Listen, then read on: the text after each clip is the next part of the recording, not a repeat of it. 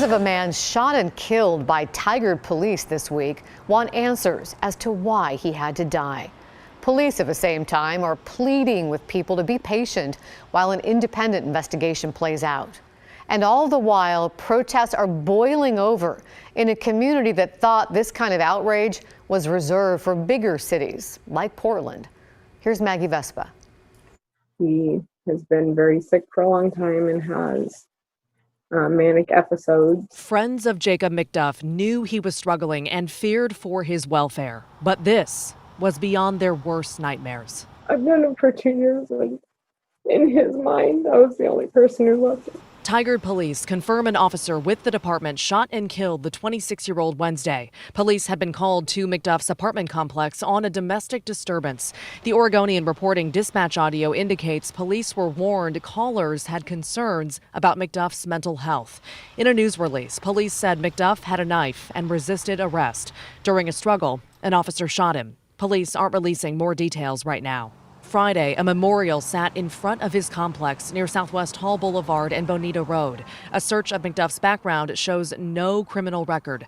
Neighbors told us police had been called to his apartment 5 times in the 2 days leading up to the shooting, all for mental health concerns. Police wouldn't confirm that detail. Wednesday, officers were on scene around 4 p.m. Neighbors said police were there for several minutes before they heard shots. I stay put in my house. I don't want to get out. You heard the gunshots? Yes. How many? Maybe I just hear like 3 times. The Washington County Major Crimes Team, which is separate from Tigard PD, is investigating the shooting. They have not yet named the officer who killed McDuff. We're told that's all standard protocol. Still, police know anger at their profession is historically high. Thursday night, protests erupted in Tigard. People smashed windows at police headquarters and businesses downtown. Friday, police said 10 to 20 businesses sustained damage.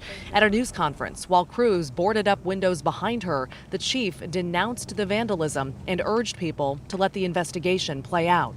I'm not trying to skirt that. I understand people want answers. However, and it's frustrating for me as a leader of an organization to not be able to give those answers in a timely, but there is a process, there is a transparency. When I say transparency, it's not rushed to give information I don't even have. Police expect more protests Friday night. Tigard residents who came to see McDuff's memorial are blown away by this. Because we've been hearing about the stuff down in Portland, but to see it this close, it really it brings a new level of how real this is. Maggie Vespa, KGW News.